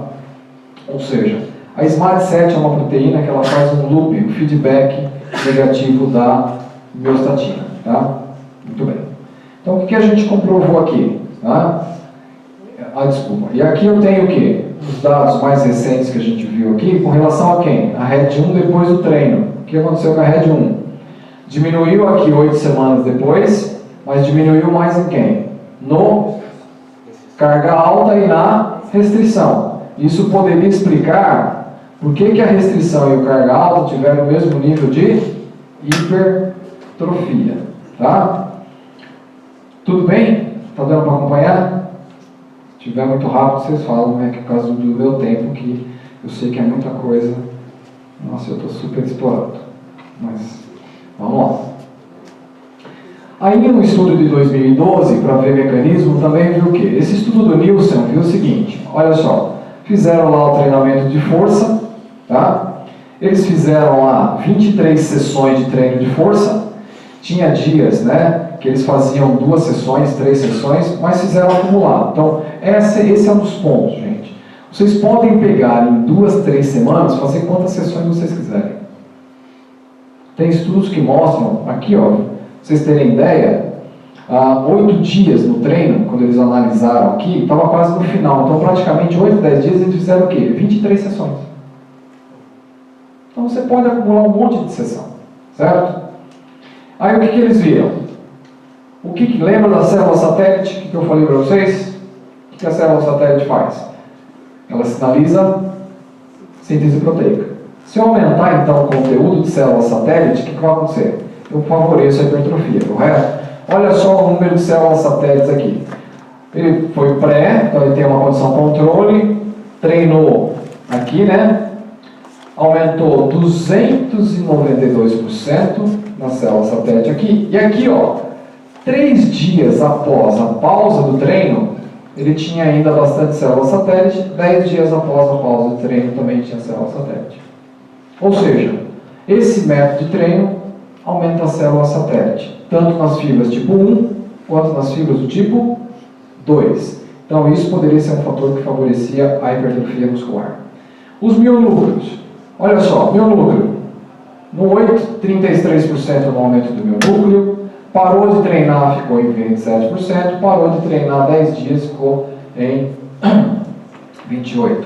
Tanto na fibra tipo 1 quanto na fibra tipo 2, eu tenho um aumento do meu núcleo, certo? Isso poderia ser um fator que poderia explicar a hipertrofia. Ok? E aqui, a área de secção transversa da fibra. Vocês percebem aqui que aumentou a área de secção transversa da fibra tipo 1 e da fibra tipo 2. Engraçado que tem uma coisa aqui que é interessante. Por que a área da secção transversa da fibra do controle aumentou também? O que vocês acham que aconteceu aqui? Ou seja, eu treinei lá até a falha, né? O que pode ter acontecido? Pode ser fruto de inchaço muscular. Por que inchaço? Porque não teve nem mudança nos mionúcleos e não teve nem mudança nas células satélites. Tá? Então pode ser que você treine lá os 30% e fica o quê? Bombadão, mais mionúcleo e célula satélite, é cavernoso o negócio. Certo? Então, muito bem. O que a gente encontra aqui? Estudos agudos. Aumenta a síntese proteica, diminui a miostatina e RED1. Certo? Cronicamente, o que a gente viu? Diminuição da miostatina, folistatina, aumento da folistatina, GASP e SMAT, que poderiam contribuir para a hipertrofia, e a RED1 poderia explicar a similaridade entre eles. E aqui, esse induziu o aumento de células satélites e mionúcleos. Então, aqui parece uma coisa mais sólida quando nós falamos de adaptação ou de mecanismo da restrição de fluxo. Certo? E aqui, só para finalizar, eu vou falar só sobre endotélio, função endotelial, que eu acho que pode ajudar bastante a explicar um pouco dos mecanismos. Tá certo? Muito bem, o que a gente tem hoje sobre função endotelial e sobre angiogênese, ok? Com exercício com restrição de fluxo. O que a gente tem na literatura hoje?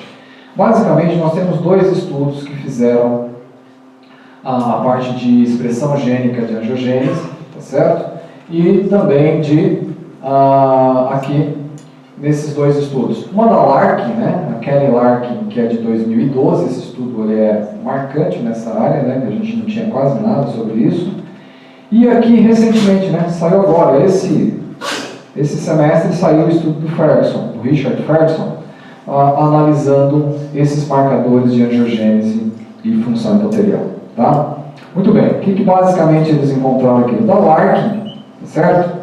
Usou mais ou menos aqui o modelo de unilateral, 40% de um RM, fizeram biópsias pré-4 horas e 24 horas pós-exercício e eles viram a expressão gênica de quem? Do VEG, que é o fator de crescimento endotelial, e algumas isoformas da NOS, da óxido nítrico sintase. Tá? Óxido nítrico sintase tem relação com o quê? Com vasodilatação. E a VEG tem o quê? Crescimento endotelial. Tá? Isso de forma aguda. Eles usaram lá o Katsu Train, o Katsu, né, que é o aparelho, que ele tem 5 centímetros. Beleza? Muito bem. O que basicamente a Larkin encontrou? De forma aguda. Ó, quando eu faço então de forma aguda aquele protocolo, olha lá, fator de crescimento endotelial, fator induzido pela hipóxia e as NOS. N-NOS, que é a neuronal, a induzida e a endotelial. Aqui parece ter um aumento, mas não foi significante, correto? E esse aqui é o quê? É o estudo do Ferguson. O que ele viu? Além, vou mostrar para vocês, mais para frente sobre os outros, né, do endotelial, ele viu um aumento da PI3-MAC e da PGC1-alfa. Não sei se vocês já ouviram falar dessas proteínas, mas elas estão ligadas ao quê? A biogênese mitocondrial. Então parece o quê? Que de forma aguda, quando eu faço esse exercício, eu favoreço aos componentes aeróbicos ou a biogênese endotelial. Tá? E aí que eu falei para vocês que eles viram, né? O fator de crescimento endotelial 2 e 4 horas foram aumentado, o fator aqui, o VEG2 foi aumentado, a ENOS, que é endotelial, foi aumentada, e aqui o RIF também foi aumentado. Tá certo? E aí, só para vocês terem ideia, o que seria essas vias? Quando você faz um exercício aeróbio, tá certo? Você pode aumentar espécies reativas de oxigênio, aumentar a P38, e ela poderia fazer o quê? Aumentar a PGC-alfa, que isso poderia contribuir para quem? Para a angiogênese e para a biogênese mitocondrial daquilo que ele encontrou, certo? Por outro lado aqui, ó, quando você tem uma diminuição do oxigênio, você aumenta a MAP quinase, né? E aqui poderia aumentar o RIF. Então pode ter um indicativo aqui de que o exercício por si só já faz isso aqui, e a hipóxia por si só ela vem o quê? Mais ou menos por essa via, tá? Aí eu achei que do mesmo autor, que a gente viu. Qual seria mais ou menos o mecanismo pela isquemia? O que é isquemia? Pela restrição. Eu pela restrição aumentaria quem? O RIF, PGC-alfa. O RIF aumentaria o fator de crescimento endotelial e isso favorecia a angiogênese. Então, um dos aspectos que a gente fala da angiogênese, da restrição de fluxo, seria qual? Angiogênese. É isso que a gente está indo, né, na maior direção. E o exercício aqui poderia ter o quê? Outros fatores envolvidos também pela PGC1-alfa. Esse é um ponto interessante, a biogênese mitocondrial, e também, gente, que nós vamos ver, na verdade, ainda não tem estudo conclusão ainda com restrição de fluxo, que mostrou se há o quê? Uma mudança no padrão de fibra. Né? Se com exercício aeróbico eu vou mudar isso aqui. Então o que eu teria? A isquemia ativaria PGC e RIF, ambos induziriam o aumento endotelial e a angiogênese. E aqui, se eu tenho aumento da PGC, eu posso contribuir para a biogênese mitocondrial e a conversão de fibra. Tá? E aí, no meu estudo crônico, o que eu achei? Tá? Nós vimos já a RED1, que ela pode bloquear o mTOR. Olha o RIF aqui. Carga alta, restrição. O RIF foi igual. Os dois aumentaram na mesma direção, maior do que carga baixa. Olha o fator de crescimento endotelial. Aumentou só aqui. Desculpa. Aumentou aqui e aumentou com carga alta. Treinar com carga alta favorece o crescimento endotélio? Favorece. Aqui, ó. Não? Tem um crescimento. Porém, a restrição de fluxo foi maior do que esse aqui. Mas não do que esse. Tá? Mas o ponto crucial do estudo, eu acredito que esteja aqui. Todo mundo aumentou a óxido nítrico. Nós temos essa isoforma, mas eu tenho mais duas isoformas que eu não trouxe para mostrar para vocês. Mas aqui que a gente encontra que isso aqui aumentou mais do que isso e do que isso. Então, existe aqui, pode ser que exista aqui o quê? Um fator interessante que a restrição de fluxo aumente bastante a angiogênese. Tá? Principalmente por mecanismos de vasodilatação. Tá? Conclusão aqui. Mecanismo de hipertrofia muscular induzido pela restrição pode ser decorrente do quê? Diminuição da RED1 com restauração da mTOR. É isso que a gente está argumentando no artigo. E, consequentemente, aumento de síntese proteica. E a maior angiogênese foi observada com relação à função endotelial. Tá? Esse estudo, só para a gente reforçar, foi apresentado pelo Fabiano, né, com ciclista. Isso aqui foi um estudo de caso que a gente apresentou lá no Cella Physics do ano passado. Tá? Foi feito com ciclistas, um ciclista, né? Isso aqui faz parte da dissertação, da tese de doutorado dele. E qual era o objetivo de trazer esse trabalho com ele? Será que a restrição de fluxo favorecia o VO2 máximo? A economia de corrida? Né? Eu acredito que você tem uma noção do que seja economia de corrida, né? Ou seja, eu conseguir correr uma determinada velocidade com menor custo de oxigênio, consumo de oxigênio. Tá? Aqui o VO2 potência, né? Potência pico. Aqui, área de secção transversa do vasto lateral. A força no leg press e o desempenho num teste de 20 km. Então, vocês estão vendo o quê? A gente tem aqui indicadores, né? Tanto da capacidade aeróbica, basicamente, mas também o quê? De força e um teste de desempenho. Tá? Basicamente aqui, né, o sujeito, esse tinha experiência de 3 anos, ele pedalava uns 300 km por semana. Tá? E aqui foi feito uma progressão de treino de 4 a 6 e 6 a 9 aqui, só para mostrar para vocês o que a gente encontrou. Como na verdade é um estudo de caso, né, a gente está tentando colocar para publicação, mas estudos de caso são complicados, né, a publicação.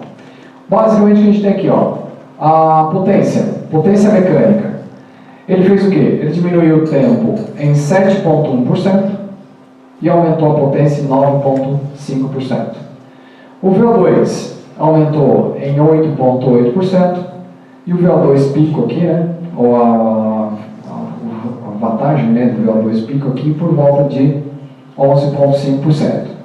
Olha só, isso com o modelo de bike, hein, gente? Olha só o leg press. Ele aumentou o leg press, a força, em 23% e a área de secção transversa em 6%. Fazendo um modelo de quê? De bike conclusão. E aqui teve uma queda o quê? Da economia de corrida. Então ele ficou mais econômico. Então ele melhorou o desempenho no teste de desempenho com o trabalho com a restrição de fluxo. Tá? Eu sei que foi um pouquinho longo a minha palestra com vocês, mas eu não posso deixar de agradecer a toda uma equipe que durante todos esses anos que eu estou lá no laboratório de força, né, a escola eu já estou há um bom tempo, né, nós somos aqui contemporâneos, né, eu, Rômulo e companhia, né, temos bastante gente aqui envolvida, mas o pessoal que faz parte desse trabalho. E eu tenho que agradecer principalmente, né, a colaboração do professor Carlos, lá do nosso laboratório, o Hamilton, que foi meu colega de doutorado por muito tempo, me ajudou também nos trabalhos, e obviamente o meu supervisor, que é o professor João Bortarico. Tá? E também, não posso deixar de agradecer, né? Nós tivemos agora no último Combramene, eu cheguei semana passada, cheguei domingo, né, do Combramene, onde nós fomos apresentar alguns trabalhos lá com a restrição de fluxo. O Moisés está fazendo doutorado, ele é da Espanha, está com a gente, certo? Inclusive ele vai embora domingo, né? Ele fez bastante trabalho conosco. O Gessé, o Augusto e o Rodrigo são meus alunos de mestrado, tá? E eu só vou rapidamente, não vou tomar muito. Só para mostrar para vocês um videozinho do que a gente está investigando hoje, tá? Deixa eu ver se ele passa aqui. Hoje nós estamos fazendo um modelo de treino, chama Practical Occlusion, tá? Nós estamos usando uma banda elástica aqui, ó, tá certo? E esse é o que a gente está tentando colocar ou levar para a prática, tá certo? Que é uma coisa que não dá, os manguitos que a gente utiliza convencional tem controle de pressão, esse não tem controle de pressão, né? A gente sabe disso. Mas nós estamos utilizando vários critérios para analisar se o sujeito está com a restrição ou não. Basicamente a gente coloca um Doppler na artéria enquanto ele está fazendo exercício para ver se está passando fluxo ou não, tá? E vocês vão perceber que o sujeito fica o quê? Olha o braço da criança, né? Ele já é muito forte, mas e aí ele tem a pausa lá de 30 segundos a 1 minuto, né? E gradativamente vai complicando para se fazer a próxima sessão, né? Acho que ele vai fazer agora. E vocês percebem aqui, né? Já uma vasodilatação e cada série vai ficando cada vez mais difícil de se fazer. Então agora ele vai de novo lá para tentar. Então olha, como você não solta no intervalo, cada série vai ficando cada vez mais difícil. E nós acreditamos que esse seja um caminho para levar esse modelo de treinamento para a prática dentro das academias, dos clubes e assim por diante. Tá? Uma vez que os manguitos com controle de pressão, eles são extremamente problemáticos. Né? Nós apresentamos lá no congresso, lá no Combramene, vários estudos, né? A gente fez 4 estudos com esse modelo. A gente viu várias variáveis, cardiovascular, a parte de espessura muscular, nós vimos fluxo, então nós vimos várias coisas que nós vamos, obviamente, terminar o processo agora, nós estamos com um estudo crônico sobre ele e tentar escrever e publicar um pouquinho nessa parte prática, de aplicação prática do método. Tá? Eu acho que a gente consegue dessa forma chegar muito mais próximo do nosso aluno do que dos modelos que a gente tem feito no laboratório. Tá? Eu quero agradecer a presença de todos vocês, ter levado aí 1h30, né, para fazer a minha apresentação, mas é o que a gente tem feito e eu agradeço, Romulo. Estou aberto às perguntas.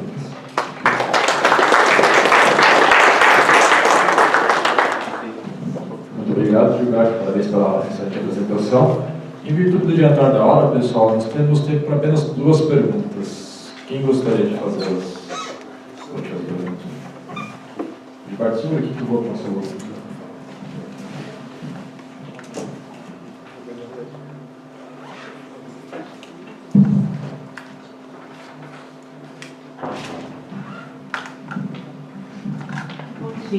Eu gostaria de agradecer, né, a oportunidade de estar aqui. Eu fiquei pensando aqui se tem alguma restrição para algum tipo de doença. Eu fiquei pensando mesmo. Tá. Nós temos já alguns artigos, que um dos problemas aí que o pessoal tem, principalmente o pessoal da parte médica, né? A gente tem trabalhado bastante com esse pessoal porque eu tenho um convênio com o Delboni, a Auriem, e a gente tem os médicos, tanto na parte vascular, muscular, enfim. Existe uma preocupação se isso não poderia ter uma formação de trombo, na hora que você... Porque, na verdade, quando você faz a restrição, você deixa o arterial aberto e fecha o venoso, certo? E a pessoa vai treinando. Esse treino ele é curto, né? Ele dura 5 minutos, no máximo 5 minutos. E qual é a repercussão dessa soltura, né? O quanto isso poderia, né, na hora que você solta e esguicha, né?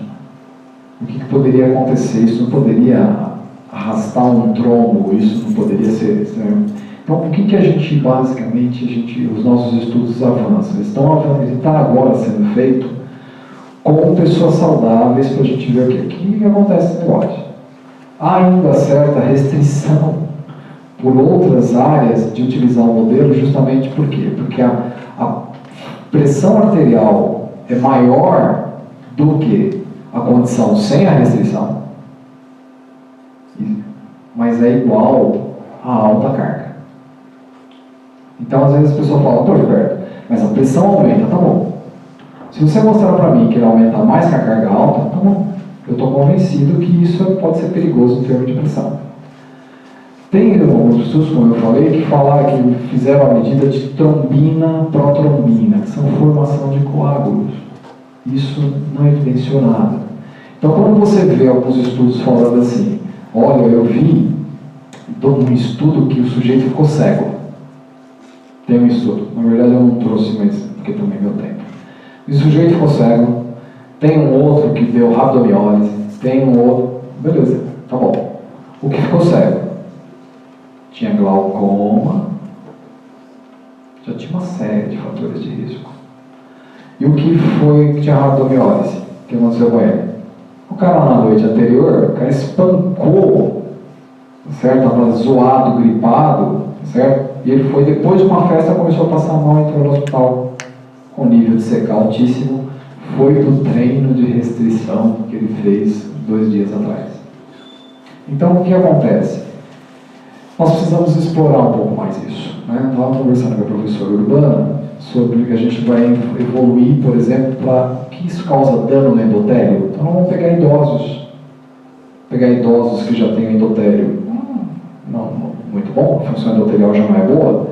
Nós vamos aplicar esse modelo neles justamente para ver. Então, acho que precisa avançar nesse aspecto. Mas eu não tenho medo nenhum de aplicar com isso, que a gente já tem o quê? Fizemos com miosite de corpúsculo de inclusão, pessoal lá na reumatologia. O pessoal está fazendo com pessoas com pressão arterial nível 1. Pessoal do Polito, né? Marcos Polito lá de Londrina. Então tem alguns grupos que estão avançando, tá certo? Tem um pessoal aqui do HC que trabalha muito bem com isso, né? O grupo do Bruno, o Balano, o Hamilton, estão trabalhando com esses modelos em pessoas com doenças reumáticas, doenças reumatológicas, enfim. Então, está avançando, né? Pelo fato de que você pode utilizar uma pressão de restrição, você pode usar, no estudo que a gente fez com miosite de corpúsculo, nós usamos 70 milímetros de mercúrio. Para a perna, para você ocluir o fluxo na perna, fica por volta de 140, 120, 140. Então a gente usou ali 50% da pressão de oclusão e a gente conseguiu resultados interessantíssimos. Então é uma questão da gente, além de ter cautela com alguns grupos, a pessoa, quando a gente faz para pesquisa, a gente faz um questionário e fala, ó, tem algum fator de risco trombo? Tem varizes? Eu fiz estudo com as meninas, tá certo? Elas não reportaram que tinham varizes anterior a isso. O que aconteceu na primeira semana?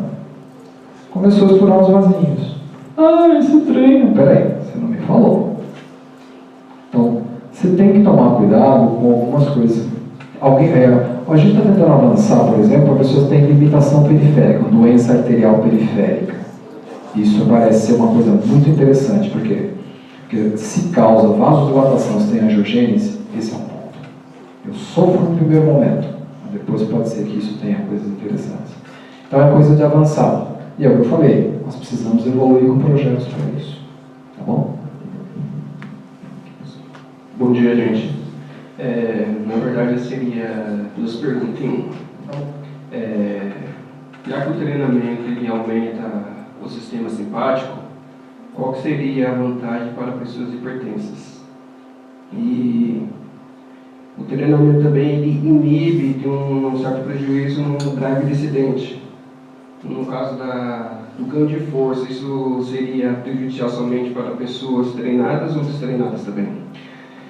O que nós mostramos, vamos à primeira pergunta sua. A atividade simpática que eu falei, qualquer modelo de treino de atividade que você vai fazer, a atividade você vai aumentar. Os protocolos que usam, por exemplo, para hipertenso, quando eu e o Anderson Caetano, né, o professor que está lá no Paraná hoje, os protocolos que a gente fala para hipertensos são protocolos que geralmente usam séries de 12 a 15 repetições. O que a gente viu nesses protocolos? Que os sujeitos têm o quê? Tem um elevado, isso em treino de força, tá? Eleva a pressão arterial? Eleva a pressão arterial nos valores muito próximos do alta intensidade. Então, assim, isso, né, é uma briga boa que eu tenho com a Fóssil, né, com a Forjar, que eu estou tentando convencê-la a usar o modelo do pessoal que tem hipertensão nível 1, estou falando nível 1, tá, gente? Hipertensão leve, sujeito, né? É para que a gente controle isso, né? Para que a gente tenha o controle. Agora, o pessoal lá do Paraná, do grupo do Polito, eles têm feito o quê? Eles têm feito estudo agudo. Eles estão muito no agudo. E eles estão fazendo inferência nos estudos agudos. Vocês sabem muito bem que uma resposta aguda, certo? Não necessariamente ela pode refletir em adaptação. E é justamente isso que nós queremos com o modelo. Se eu estou promovendo angiogênese, vasodilatação, os fatores endoteliais aumentados, pode ser que isso contribua. O meu estudo mostrou em longo prazo. Longo prazo, vamos dizer, se vai 8 semanas. Mas teve treinamento. Então existe uma resposta vasodilatadora, existe uma resposta de aumento. Pode ser que faz o quê? Contribui positivamente para isso. Né? Agora no congresso lá no Comramene, mostraram estudos de treino de força mesmo, que a pessoa tem hipotensão pós-exercício. Só que não é na mesma magnitude que o aeróbio. Por isso que o aeróbio ainda é um dos mais utilizados para hipertensos. Por quê? Porque a hipotensão pós-exercício, ela é o quê? Ela é maior, pós-exercício, ela perdura por mais tempo. Mas não que isso o treino de força não faça. Agora, quando a gente está falando em termos de restrição de fluxo, é isso que eu falo para vocês. O tempo de ação, o tempo de atividade é curtíssimo. Nós fazemos um programa desse aqui em 3 minutos. E olha, não dá para fazer 2, 3 exercícios por grupo muscular. Esquece. Ah, eu vou fazer extensora, agora leg. Não, você tem que soltar o cara. Não dá. A partir do momento que você entrou em falha, no início, já era. Você não consegue fazer o segundo exercício. A gente brincou com isso. Tá certo? O pessoal passa muito mal, e você perde força quando você vai fazer. Principalmente se for fazer extensora e um agache, extensora pro leg, ou leg para extensora, acabou a força, não dá, você ocluído, entre aspas. Porque o que acontece? Quanto mais você vai fazendo a série, o grau de restrição vai fazendo o quê? Ele vai aumentando. Por quê? Acúmulo de metabólico. Então vai ficando cada vez mais difícil executar o exercício. Tá bom? E aí, essa é da pressão. E a segunda pergunta com relação à força, eu falei, população dependente. Na minha experiência, população dependente. Aquelas pessoas que já treinam bastante, tem 2, 3 anos de experiência com treino de força, o cara já tem força pra caramba, é hipertrofiado, mas o que vai acontecer? Não vai favorecer muita coisa para o ganho de força. Continua treinando no carga alta. Você tem articulação boa? Segue a vida. Uma restrição de fluxo não vai te dar um up a mais. Agora, na maioria da população, pessoas destreinadas, não vai ganhar força. Pode ser, não necessariamente na mesma magnitude. Mas, gente, nós estamos com um monte de gente, desculpa o português bem claro, zoado, né? Que poderia se beneficiar desse modelo de treinamento. Tá bom? Gilberto, antes de encerrar, eu gostaria de fazer uma pergunta. Essa estratégia de oclusão do fluxo sanguíneo, ela também tem sido utilizada antes da atividade física, que é, traduzido em português, seria pré-condicionamento isquêmico. E ciente que você oclui a pessoa antes da atividade física, e parece que isso promove algum ganho em termos de desempenho, pelo menos numa atividade ou numa sessão agudamente. Você teria alguma coisa para falar para a gente sobre essa estratégia? Claro, uma pergunta muito boa. Eu, na verdade, na minha apresentação, eu não coloquei, por uma questão também de tempo, né, o que a gente chama de IPC, Ischemic Preconditioning, ou pré-condicionamento isquêmico. O que o pessoal tem feito, né, inclusive nós temos um aluno de mestrado, que é o Augusto, ele vai fazer com os atletas de Taekwondo. Basicamente, a estratégia de pré-condicionamento isquêmico é o que deixa o sujeito nesses ciclos, certo? Antes de fazer uma atividade posterior. É como se fosse uma potencialização, certo? Então, o sujeito vai fazer ele se aproveita desse mecanismo vasodilatador. Por isso que um dos aspectos mais utilizados são nas atividades de pré-condicionamento isquêmico, são as atividades que elas exigem o quê? Que o sujeito se aproveite da vasodilatação ou da hiperemia deste modelo, tá claro? Ou seja, para que eu vou usar o pré-condicionamento isquêmico? Se eu quero resistir à fadiga decorrente da hiperemia. Tem alguns estudos que, com treino de força, o sujeito fazia lá 10 RM com aquela carga. Hoje no dia controle. Aí foi, descansou lá 2, 3 dias, fez o pré-condicionamento isquêmico, foi fazer essa atividade. Em seguida, para a força, ele aumentou 2 a 3 repetições a mais. Então, de alguma maneira, esse pré-condicionamento isquêmico aumentou algum aspecto de suportar mais a fadiga. No entanto, o que a gente vê nos estudos? Se vocês pegarem as meta-análises, elas são muito confusas. Por quê? O ganho, o aumento do desempenho, muitas vezes ele fica dentro do erro da medida. O que eu estou querendo dizer para isso? Às vezes nós pegamos uma estatística em que o nosso erro de medida é o quê? 5%. E o cara ganhou quanto? 3,5%. E aí vai ficar o quê? Na sua cabecinha, o quanto 3,5% é efetivo para a melhora do seu desempenho, que dane-se a estatística. Esse é um dos pontos. Mas quando nós estamos falando em efeito mesmo, estatisticamente significante, nós temos que ter um efeito acima do erro. Por isso que é interessante que vocês façam o quê? Reprodutibilidade de medida nesse caso. Eu precisava ver, naquelas ações que eu estou fazendo, quanto para a tarefa posterior eu estou fazendo o quê? Quanto tem de erro de medida, que muita gente às vezes, vocês vão ver nesses estudos, gente, não tem nada de erro de medida. Eles não fazem condição, controle, mais uma condição para ver se aquela diferença entre um dia e outro, qual foi a diferença que aconteceu? Sem pré-condicionamento isquêmico.